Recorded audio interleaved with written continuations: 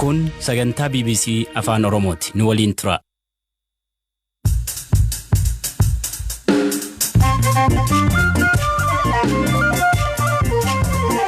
Yooyaa malee yooyaa dhaggeeffattoota raadiyoo BBC Afaan Oromoo sagantaan keenya Nairobi keenya irra dhufu jalqaba.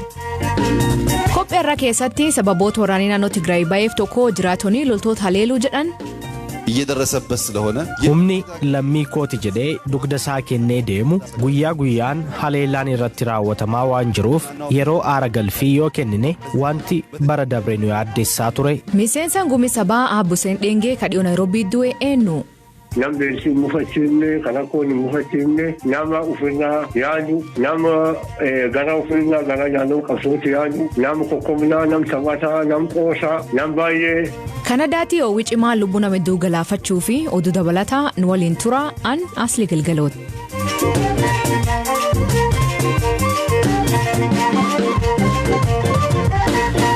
Dhaggeeffattootteen oduuteen jalqabaanii mootummaan Itoophiyaa murteen loltoota magaalaa Maqalee keessa baasu murtoo siyaasaa malee dhimma waraanaa miti jedhe. Humni Tigraay ammoo magaalaa Maqalee fi bakkeewwan biroo waraanaan injifachuun qabachuu himaa jira.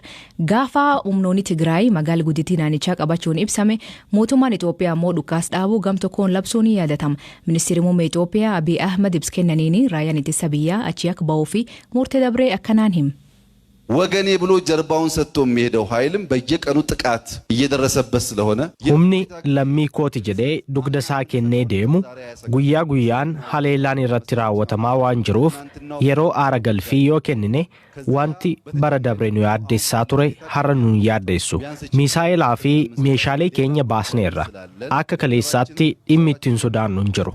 Dabalataan ammoo haala amma jiruun wanti ganna kanatti dursa itti kenninuuf dhimmi biraa waan jiruuf maallaqa humna namaa fi hidhannoo keenyas qusannee gara dhimma ijoo ta'etti yoo xiyyeeffanne wayya jechuuni.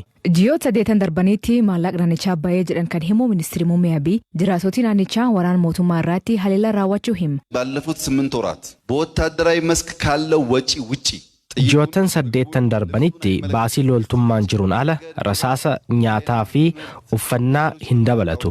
Kanaan alatti daandii, ibsaa, fayyaa, barnoota, ijaarsota garaagaraa fi soorata dabalatee raawwachiisuuf Tigraay keessatti birrii biiliyoona 100 ol baasneerra.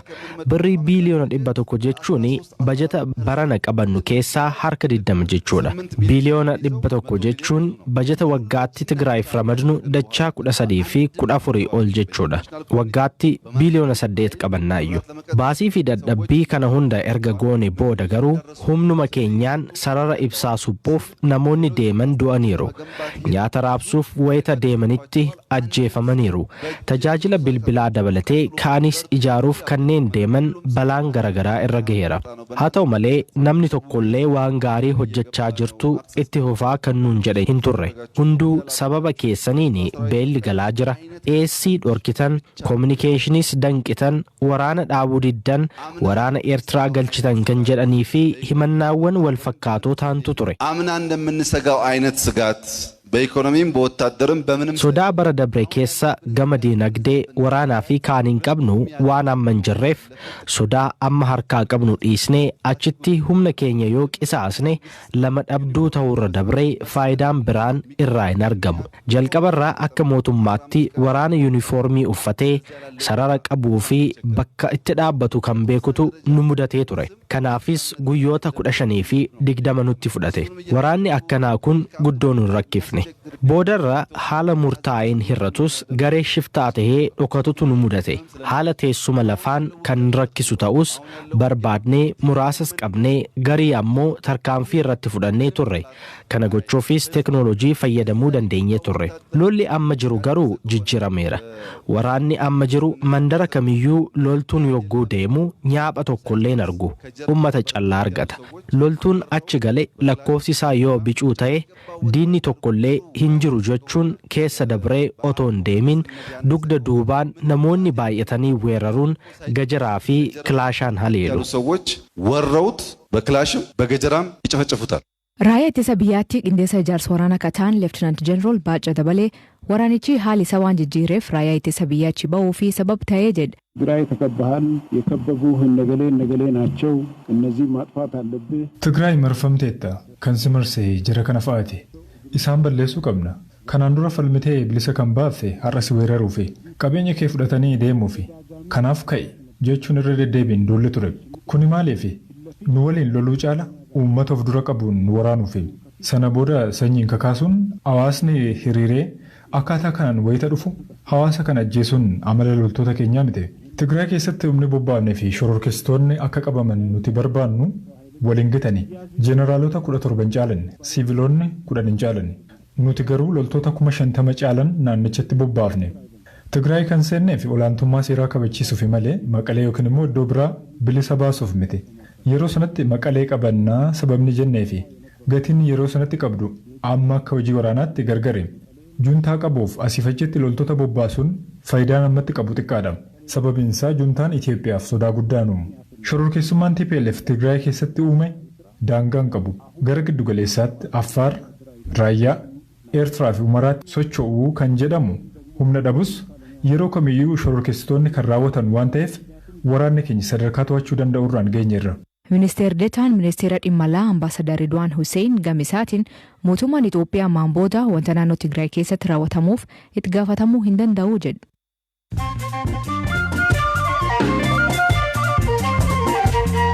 Dhaggeeffattootni amma oduu gabaabaa addunyaa isanii dhiyeessaa jalqabaanii Kanadaatti eegi jimaataa hoowwi cimaan lubbuu namoota 130 ol galaafachuu himan. Asiin dura qilleensi biyyattii digirii seentigireedii 45 dabreen beekama amma immoo 49 ta'uu ibsan. Bulchaan Raashiyaa Vladimir Putin UK fi US'n waraana isaaniitiin nutti tuquu jirtii jechuun aarii qaban ibsa. Waraanni addunyaa sadaffaan ka'uu hin danda'u garuu biyyoonni kun buufata waraanaa dhaatu Ukraine jirtu dhaabbachuu yaaltee jedha. Putin biyyooti tuniin lafteennatti waan barbaadatteef mo'achuu hin dandeettu jedhu. Ministeerri dinagdee Aljeeriyaa Eyman Ben Abdirahman akka ministeera muummee muudama Eyman ka duraanii durtaa baankii biyyaalessaa ture kufaatii dinagdeetiif aangootti dhufee jedhan.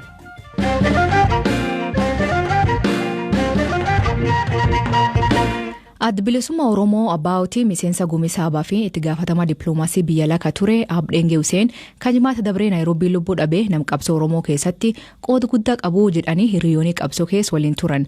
Gaaf jijjiiramni dhufee jedhanii miseensonni Abbaawoo biyyatti galan karaa Booranaa Gujiitti hoogganaa ta'ee kageeggessaa ture is ta'uu himan. Nam jabaa, nam qaroo, nam taphataa fi qabsaawaa dhabnee jechuun namoonni hedduun gad qaban ibsachaa turan. Abdheengeen bakka dhaloota isaa godina Booranaa aanaa Mooyalee Tawwaalam Abbafatu Qallichaa firaa fi jaalisa. Nama waraana zoonii kibbaa hundeessi keessa sagli tokkoon warra jalqaba qabsoo zoonii kibbaa dhaabu keessa nam tokko gaafa sunirraa jalqabee hoogganaa waraana kanaa gargaraarra ture miseensa gumii sabaa ta'ee ajajoota zoonii kibbaa keessaa tokko ture achirraa ka'ee miseensa gumii sabaa achuma ta'ee achirraa ka'ee hagamma warri wareegamuutti har'a miseensa gumii sabaa yookaan miseensa shanii gumiitti qaama seentiraal koomitee 11 keessaa nam tokko itti gaafata. Dippiloomaasii biyya alaati gaheen isaa gahee gargaraa irra ture bifa gargaraatiin biyyoota gargaraa irratti gara Soomalii, Taanzaaniyaa, Ugaandaa, Saawud Afrikaatti illee nama waan dippiloomaasii kan hojjechaa ture keessaa tokko jecha. Guyyaan lubbuu dhabee namoonni garii balaa konkolaataatiin lubbuu dhabee jedhan kaan ammoo COVID-19 lubbuu dhabee jechaa turan. Erga inni du'ellee waraqaa duusaa jedhanii miidiyaa hawaasaa irratti waraqaa wayii maxxansaa turan. Waggoota dheeraa fi qabsoo keessa waliin turee fi agduu isaa wallaansetti barbaadaa akka ture jaalii isaa Eedin Waaqoo oduun tun dharta'uu hima. Maaliin akka dhukkubsatee fi yaadannoo isaa akkanaan hima. Jaalleen gani nama waan hedduu jaallatamu. Jaalleen gani nama beeksii mufachiifne kan akka waliin mufachiifne nama ufirraa nama naaf ufirraa sabaaf yaadu nama dursee jaallan qabsooti yaadu nama gara ufirraa gara jaallan qabsooti yaadu nama kokkomnaa nam taphataa nam qoosaa nam baay'ee taphatu nam baay'ee qoosaa jaallatu nam baay'ee qoosaa jaalleen gani dhabuuni baay'ee waan beeku hedduu nu gaddisiise. Kanaaf jaalleen gabaa yaadatamuun baay'ee qabu waan danda'an callaan ibsi waan namni tokko callaan danda'e ibsi yeroo tokko opereeshinii wayiin nutti ka'ee opereeshinii sunirraa helikoophitarii wayiin dhufee helikoophitarii kaan akkan gubbaa ga'ee nam wayiin waliin muku jalaatti dhokatan jaalleen gani jala ijoo sirbee innaan ammoo atini ka helikoophitarii nurraa wanne tuuju sirbi ta'inaa maal goon dhufe dhabde nu fixu Waaqni waan bisu isaan bisu digaan gammachuun duuni qabsoo kee jira wanni dhibin jirtu illee yaal kaanti deebi. Kanaaf waan baay'ee nam dinqisiisate namni rakkoo feeteyyuu isaa gammachuu digaallee ganni nama akkasii ture. Kanaaf ammoo yoo gara fayyaa isaatti siseene eegani guyyaa dukaan irraa hagu guyyaa 25 yookaan 26 kuusatee ture. Kun kan hagu guyyaa 10 kemestuun gargaraati hospitaal miliqa garaa irraan yaa ture. Yeroo jalqabaatti nimooniyaan nu jedhanii dawaa sun nyaachaa ture. Wanti kun wama ngoonee fennaan deebinee hospitaal geessine.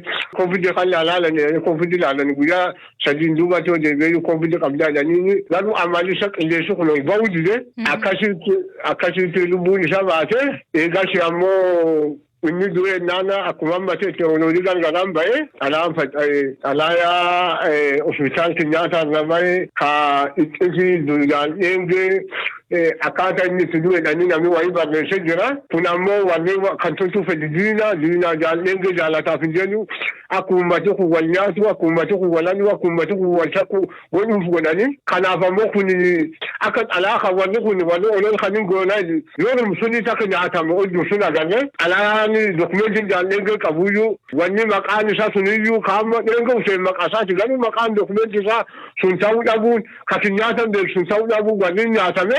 Kanaaf waan uummatni kan itti sobuuf nyaachisu wanni godhanii kana akkasiin nyaatamanii jedhanii baga dheeranii baga salphatanii kana agarsiisnedha. Galatooma Abeedin. Galatooma sillee.